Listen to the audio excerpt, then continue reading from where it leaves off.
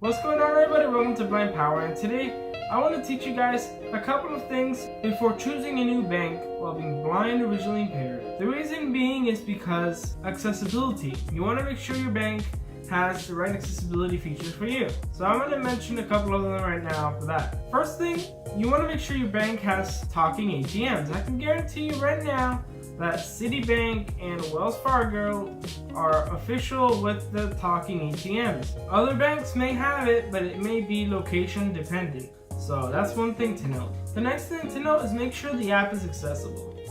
This can be easily done by downloading the app for these banks and making sure VoiceOver can even read the sign-in window.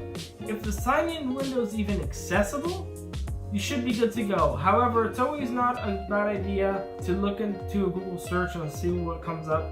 I know the Chase app is pretty accessible with VoiceOver, and I know the Wells Fargo app is as well. So, those are two that I know are official. However, Chase, their talking ATMs are location dependent, so that's one thing. Next thing you want to find out is if their ATMs are brailled or labeled in any form, because the problem is you don't want to be asking for help to enter your PIN when you're at your bank. That's not a good idea. You can get stolen. So make sure that you actually have the buttons on the ATM labeled before you even start swiping your card, because you'll know, oh, okay, I know where the buttons are, and you don't want to be asking people or leaving your ATM account signed into the ATM and then you leave. So you have to be very cautious with that.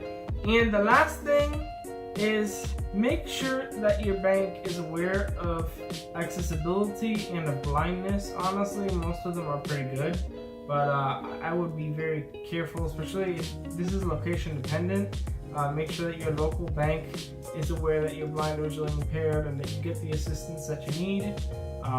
Honestly, sometimes it's a little bit hard because in some banks they're not the nicest, or they're not paying attention to you, or they ignore you because you're blind. So you have to be making sure that the bank you're going to be using frequently is blind friendly.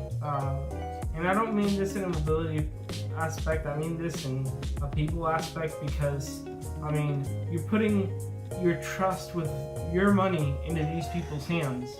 So, alright, hope you guys enjoyed this video just as I enjoyed making it. Comment, rate, subscribe. You guys know what to do. I'll see you in the next one.